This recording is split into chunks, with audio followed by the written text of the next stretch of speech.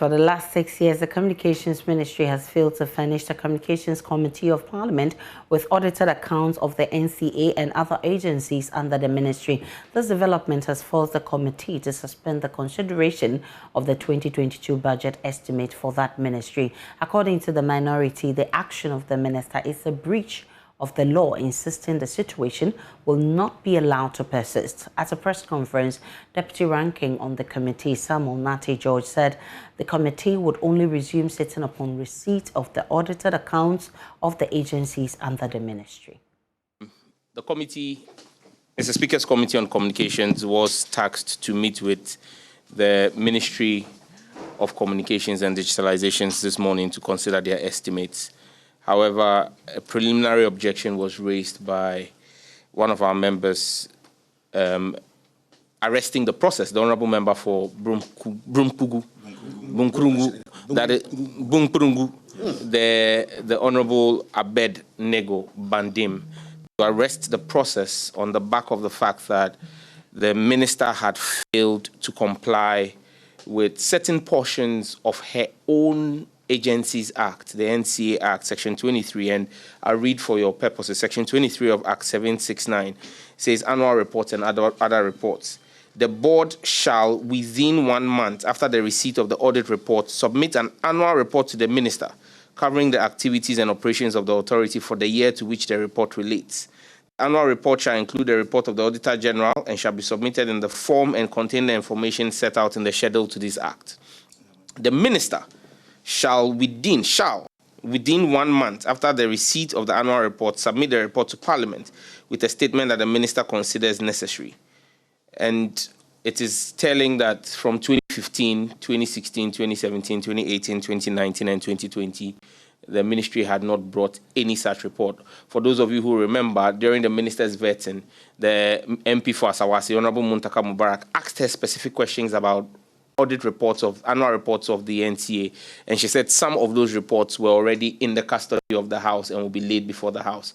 Today, when she appeared and upon the scrutiny of the committee, she indicated that she was now bringing the 2015 and 2016 reports before the House. So they have not even been laid before the House.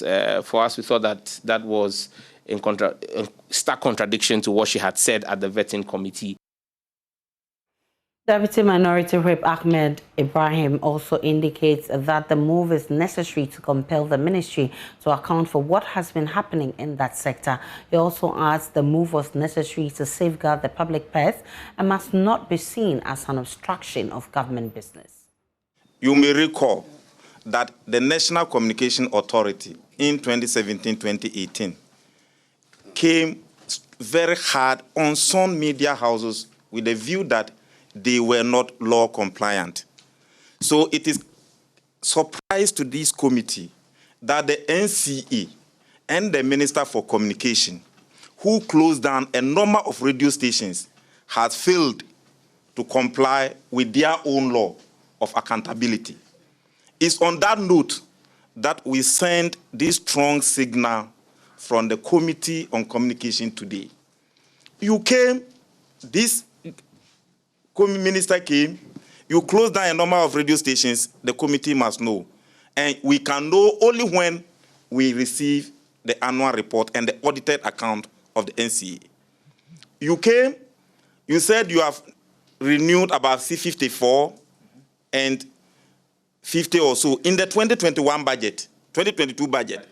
How do we know if you don't submit to us your annual report of the activities that you've undertaken for this number of years and the measures that you have taken? This is why the ranking member and the deputy ranking member said, no, it's an affront to good practice.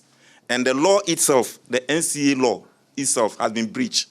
So until the minister submit to us at least 3 of the 6 annual reports before we can consider it. And don't forget, the former NCA boss is in prison now. Some of the board chairmen are in prison now. Why they are in prison, we have no idea. The annual account and the audited account based upon which certain decisions were taken, even the committee in Parliament We have no idea. So we are saying, Madam Minister, bring the annual report. It's a lawful duty under Order 105. Bring it for this committee to also know what has transpired under your leadership. Honorable Esla also, we have no problem with her. She has been a long-standing member of this committee. She has been Chief Executive Officer of Espresso before. And she is a lawyer on herself. So we are surprised that for 4 good years, you have failed to submit even a single annual audited account of your outfit to this committee and to Parliament.